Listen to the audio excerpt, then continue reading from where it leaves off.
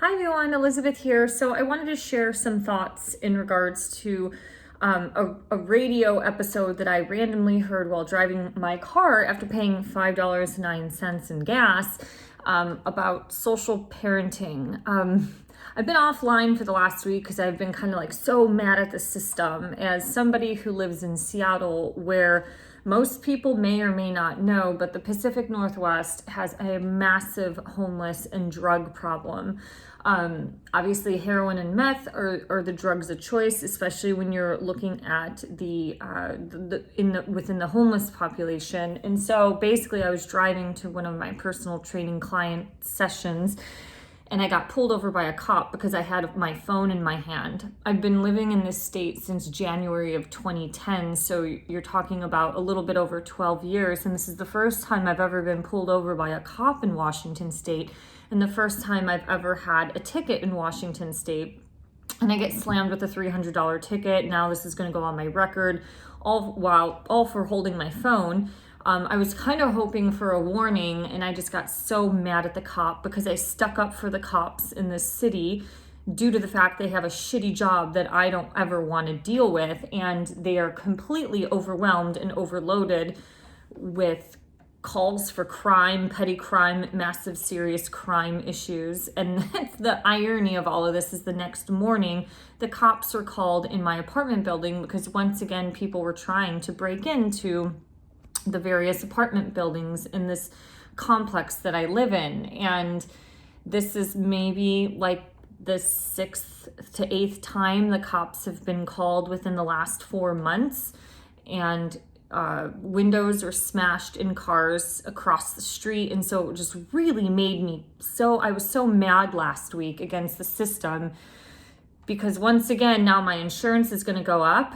My car insurance has already gone up in Washington State because our Washington State commissioner took away the discount for the good driving record. I don't want to use the word privilege, but it was like a privilege. If you had a good driving record, a clean record, you got about $150 discount off of your car insurance. And so it's like my car insurance went up. Everything was going on. It's just been so frustrating. So anyways, I was on my way home from an estate sale and I was just kind of flipping through the radio channels. I was trying to find the cheapest gas that I could find in this part of Seattle, which ended up being, for the cheap gas, what is that plus? I don't even know, $5.09. So some organ music came on. I just kind of left it, whatever, got back in my car after pumping gas, and apparently I was tuned into, it was 91.7, which sometimes they have Christian biblical talks on there. And this woman, her name was Elizabeth. I cannot remember her last name. It might have been Gellert, but she just started talking about motherhood in modern society and this rise in need of social parenting in this world's, or in this modern world. So basically what she was talking about was that motherhood has kind of been demonized or have been put down by the more career-orientated working mother, or just women in general have been more focused and involved in this kind of selfish cycle where they want to put themselves first by focusing on the career, which has broken down this family unit as what you've seen through the generations. I am not blaming or saying women specifically are the cause of this, but what I'm trying to say is like part of this has been part of our destruction of the family unit. So when the mother is going out to work or focusing on her career, you have the thoughts of quote unquote social parenting. So the society starts to raise the child. You see that with daycare. You see that with the school systems taking control or just school systems. Some children are raised more in school than they are at home because their family might be, so broke or poor that they're constantly working, or maybe they're just work-orientated people. They referenced some research studies there that said when children were raised by their biological parents, they actually had a little higher rate of cognitive function, in addition to being a little bit, I don't want to say smarter, but a little bit more intellectual, a little more intelligent. And that kind of reminded me of a research study that I read back in 2014. I was looking up some kind of consumer behavior reports or studies in regards to men and parenting. And there actually was a study that came out in England that said men who were raised by nannies were actually more likely to become either abusive toward women, like neglectful or cheaters or even physically abusive, but they were also more likely to hire prostitutes. They were also more likely to, what was it? Oh my God, I'm blanking out. I'm so sorry. They're more likely to hire prostitutes, and I can't remember the third thing. I've blanked out. I'm sorry. But basically what it went to, the root of it, or the hypothesis or the theory, was that without that maternal biological love, getting raised from the biological mother, getting raised by the nanny, actually caused a psychological form of neglect or some sort of lack that was caused in these men's lives in England.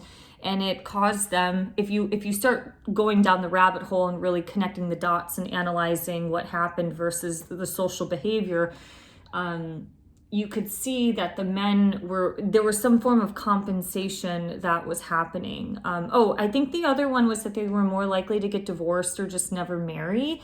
So they kind of became these more playboy type of guys. So it was just really, really interesting reading that research study about 8 years ago, and then just listening to this woman talk on the radio.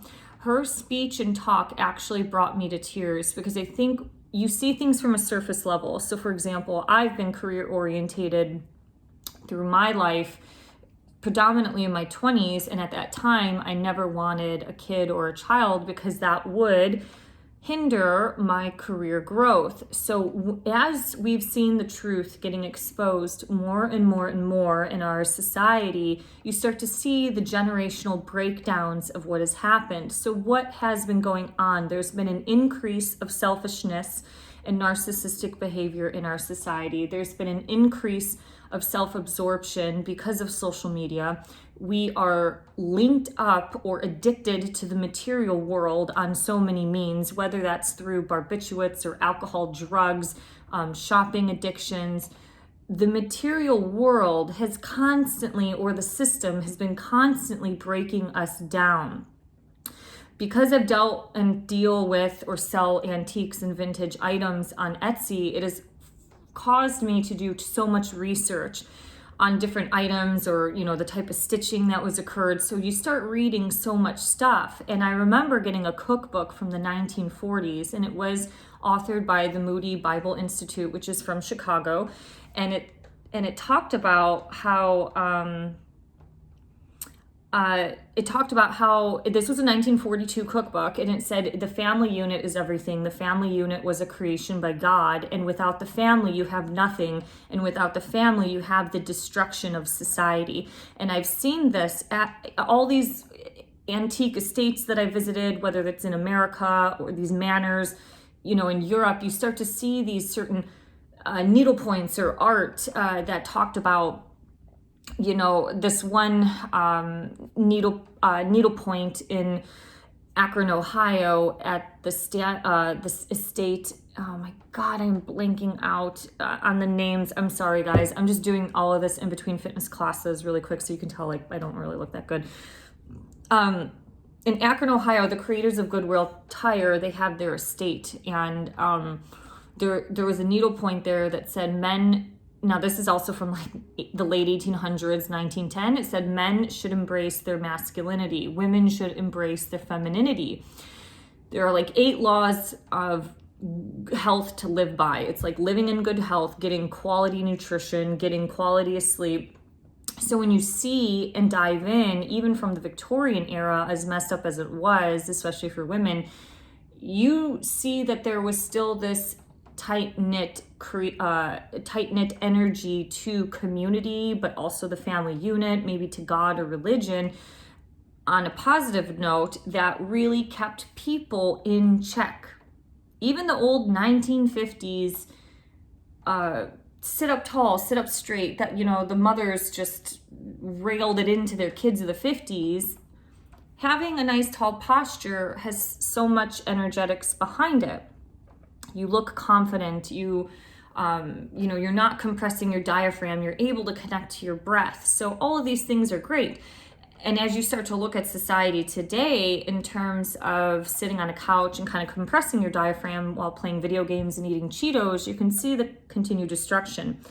So this really, going back to the radio show that I listened to, it just really hit things home that motherhood should be embraced a lot more. Maybe kind of having this resurrection of being embraced, because it's one of the greatest gifts from God. And she was also saying that men, if a woman wants to stay home and raise their children, he should be very open to that, because it's one of the greatest gifts that you can do, and that children are creations of God to help humanity continue to do his work. She said it very eloquently, and there was a lot more to the radio show than I can remember at this point in time. But the main key points is that if you start to analyze society, we do have a more social structure parenting. I've even seen advertisements from local politicians from different states throughout the United States. And it's a communism belief that they believe that the system should have some form of control or influence in a child's life. And that went against kind of what this lady was talking about in her radio program, that all of the learning should be from the household, but the household also has to be functional and kind of stable in its own, in order to raise and continue God's lineage. So as we start to think about social parenting, like the big trend right now is people pulling their kids out of public schools, which I highly recommend. And if I have a kid, I do not want to send my child to public school, because I don't agree with anything that the government has ever done in the influence for the children. When I was in middle school and in high school, on the east suburbs of Cleveland, every single school lunch was served with a side of French fries. Nobody that I went to high school with can even connect the dots on any of this. They do not understand that we've already bred an obese generation. So the 70 babies and a lot of early millennials have gotten really fat and obese. I'm not making fun of anybody on their weight, but there are health problems that go along with being overweight and obese. And a lot of that was influenced by the government. So a lot of those lower income children, my classmates who did not have the ability to bring their lunch every day to school with them, they were on, the free lunch program, and they ate French fries every day of the week for every school year. They had Bosco sticks. Those are basically like cheese-filled breadsticks with French fries. You had spaghetti served with French fries. The main part of the meal, along with getting milk, the main color was beige. It was like a beige piece of bread, like hamburger and French fries, spaghetti and French fries, Mexican pizza and French fries, chicken fried steak and French fries. So the influence that the government or the society is having on children, and this narcissistic selfishness that people believe they have the right to impede on, a certain family's way of teaching, is beyond mind-blowing. So yeah, I don't know if I really did well in this video, because like I said, I'm doing this all between fitness classes, but it does